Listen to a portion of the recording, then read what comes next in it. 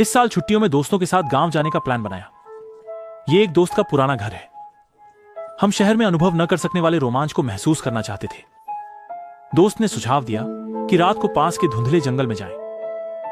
कहा जाता है कि इस जंगल में कोई रात में जाने की हिम्मत नहीं करता। जंगल में रात होते ही घना कोहरा छा गया।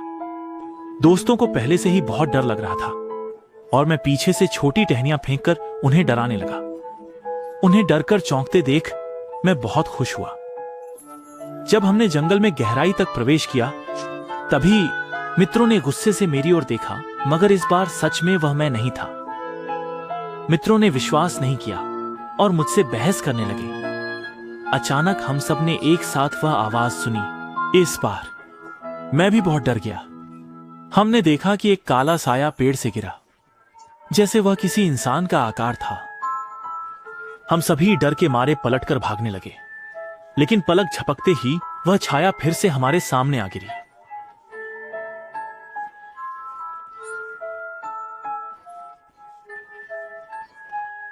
बुजुर्ग व्यक्ति ने कहा, अगर सुरक्षित जंगल से बाहर निकलना है तो उसके पीछे चले। हम उसके पीछे चल दिए और अंत में जंगल से बाहर आ गए। अगले दिन जब हमने अपने दोस्तों के पिता को पिछली रात की घटना बताई तो उन्होंने हमें बताया कि आसपास के 10 मील में हमने जिस सफेद कपड़े और सफेद बाल वाले बुजुर्ग की बात कही, वैसे कोई नहीं है। महिला ने साबित करने के लिए कि ड्रैगन का सार निगलने से 2 साल तक सुंदरता बनी रहती है, एकदम नदी में कूदकर ड्रैगन राजा को समर्पित कर दिया। गश्त कर रहे ड्रैगन राजा ने महिला को देखा और उसे अपने महल ले आए। उन्होंने अपनी जीभ महिला के पेट में डाल दी। महिला ने न केवल विरोध नहीं किया बल्कि उसे पहले कभी न महसूस हुआ ऐसा उत्तेजना महसूस हुआ। जब खुशी चरम पर पहुंची तभी उसे समझ और बुद्धि का एहसास हुआ। महिला ने तभी देखा कि उसका पेट बड़ा हो गया है। ये जानकर ड्रैगन किंग बेहद खुश हुआ और हर दिन उसका अच्छा ख्याल रखने लगा। महिला ने सोचा था कि अब वह एक खुशी भरी जीवन जीगी, लेकिन ड्रैगन किंग के एक अधीनस्थ की बात ने उसे झकझोर दिया। कहा जाता है कि ड्रैगन 9 वर्ष के अपने बच्चों को खा जाता है और इस तरह की बात से समझाया गया है कि ड्रैगन किंग निर्दयी होता है।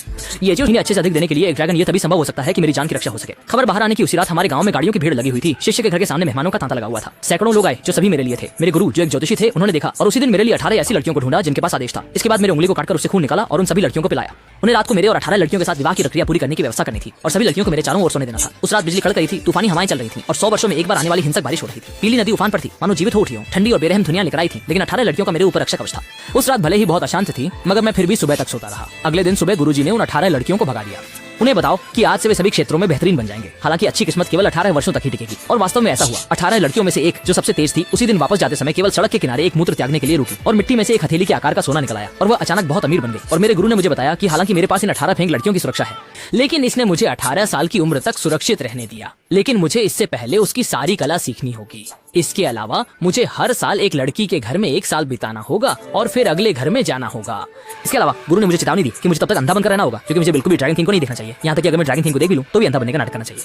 हालांकि इन वर्षों में मैंने बहुत आघात झेला, लेकिन मैंने गुरुजी की उम्मीदों को निराश नहीं किया। सिर्फ 10 वर्षों में मैंने गुरुजी की सारी भविष्यवाणी की कला सीख ली। फिर भी मेरे गुरुजी मुझे दूसरों के लिए भविष्यवाणी करने नहीं देते, क्योंकि ऐसा करने से ये बात उजागर हो जाती कि मैं अंधा नहीं हूँ और ये मेरे ऊपर हमला करने वाले ड्रैगन किंग को बुला लाता। इस तरह मैं सुरक्षित 18 वर्ष तक पहुंचा। उस वर्ष मैं अंतिम लड़की के घर पहुंचा। उसका नाम लियू रुयान था और उसी परिवार का रियल एस्टेट का व्यवसाय था और वह स्वयं भी बड़ी सुपरस्टार बन चुकी है। उसके पास एक अमीर दूसरे पीढ़ी के बॉयफ्रेंड भी है जो हर दिन जानबूझकर मेरे सामने प्यार जताता है।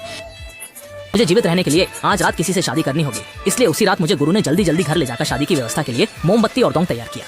वो उन्हें चुना तो क्या वे मानेंगे? गुरुजी ने ठंडी हंसी के साथ कहा, जो नहीं मानेगा वह जीवन भर पछताएगा। इसके अलावा अगर वे सच में नहीं मानते तो तुम खुद जाकर उनके शरीर में छोड़ दी गई चीज को वापस ले आना, क्योंकि वे उसे रखने के काबिल नहीं है। यदि ड्रैगन का खून उनके शरीर में लंबा समय तक रहे तो यह उनके शरीर को नुकसान पहुंचा सकता है। आखिरकार ड्रैगन का खून बहुत शक्तिशाली होता है और यह मेरी साधना को भी बढ़ा सकता है, लेकिन इसे कैसे निकालूं? मेरे चेहरे पर असमंजस देखकर मेरे गुरु ने मुझे यह नहीं बताया कि इसे कैसे निकाला जाए। इसके बजाय उन्होंने मुझे एक पोटली दी और कहा, यह शिचनंग को पूछने का समय नहीं मिला और वो मुड़कर चले गए और मैं अकेला घर पर उस चिन्नंग को पकड़कर चाउची से रात तक इंतजार करता रहा। तभी धीरे धीरे 18 लग्जरी कारें दिखी। क्योंकि बड़े होने पर स्वभाव में बचपन की तुलना में बहुत कमी आ गई। मुख्य बात यह है कि उसके चेहरे पर भी कुछ आभास है, शायद उसने कुछ ज्ञान सीखा है। साथ ही उसने एक बैग भी लटका रखा है। एक और जिसका नाम चोंगपिंग है, वह उस समय मुझसे नफरत करता था, लेकिन उसने ज्यादा नहीं किया और उसका चेहरा भी पति को लाभ देने वाले प्रकार का है। इसलिए मैं सोच रहा हूँ कि मैं इन दोनों में से किसी एक को चुनूं।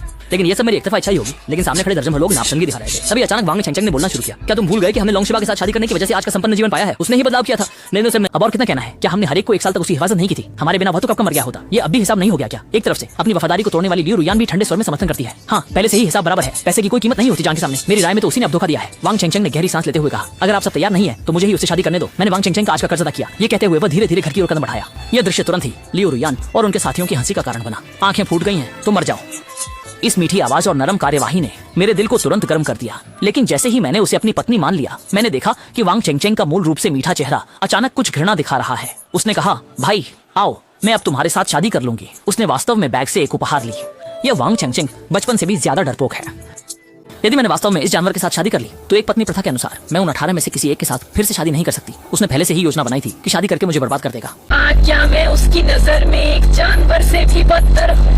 एक प्रकार की अपमान की भावना ने अचानक मेरे मन को गुस्से और ठंड से भर दिया।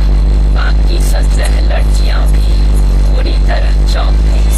मेरी इन झींगे जैसी आंखों ने सब कुछ साफ साफ देख लिया है। हालांकि मैं उसे सीधे पकड़ नहीं सकता, लेकिन उसकी इस चाल का मेरे लिए कोई मतलब नहीं है। इस तरह से मुर्गी को कंट्रोल करने का तरीका बहुत ही हल्का है, जिसे तोड़ना बेहद आसान है। वांग चेंगचेंग सोचता है कि मैं अंधा हूं और इसलिए वो मुझे इस तरह की निम्न स्तरीय चाल दिखा रहा है। मैंने बिना सोचे समझे उंगली से मुर्गी की ओर इशारा किया और तुरंत मेरे उंगली से एक किरण निकलकर मुर्गी के सिर पर लगी। मुर्गी ने तुरंत अपने पंख फैलाए और चिल्लाते हुए उछलने लगी। ये देखकर वांग चेंगचेंग घबरा गया। ये देखकर मैं मन ही मन हंस पड़ा और ऊपर से भ्रमित होकर पूछा, ये मुर्गी की आवाज कहां से आई? 18 भाई, तुमने गलत सुना। मुर्गी ने कोई आवाज नहीं की। वांग चेंगचेंग ने जल्दी से मुर्गी को पकड़ा, लेकिन मैंने अभी जो किया उससे मुर्गी को दर्द हुआ और वह फड़फड़ाते हुए वांग चेंगचेंग के पकड़ से छूट गई और दूर भाग गई। वांग चेंगचेंग गुस्से में पैर पटकने लगा। उसका चेहरा गुस्से से भर गया, जैसे समझ नहीं पा रहा था कि अभी तक ठीक ठाक मुर्गी को क्या हुआ। वो मैं ओड़ी हुई था। तुमने अभी नहीं कहा कि तुम मुझसे शादी करना चाहते हो। उन्होंने एक मजाकिया चेहरा बनाकर मुझे देखा। अगर तुम चाहते हो कि मैं तुम्हें शादी करूं तो पहले घुटनों के बल आओ और मुझसे प्रार्थना करो। घुटनों के बल, ये 3 शब्द ऐसे थे जैसे किसी ने मेरे चेहरे पर जोर से थप्पड़ मारा हो। मैं सिर्फ अपनी पीठ को सीधा रख सकती थी। कैसे घुटनों के बल आऊं? वो मेरे साथ खेल रहा है। बाकी 17 लड़कियां जैसे रानी की तरह। घुटनों के बल आओ। तुम हमें घुटनों के बल नहीं झुकने दोगे तो हम निश्चित रूप से शादी नहीं करेंगे। उन्हें इस तरह देखकर मेरा दिल गुस्से से भर गया। मैंने सोचा था कि उनसे शादी के बाद मेरी ड्रैगन की पहचान के कारण वह ऊंचाई पर पहुंच सकते हैं, लेकिन अब उनकी यह बात सीधा इनकार है। आगे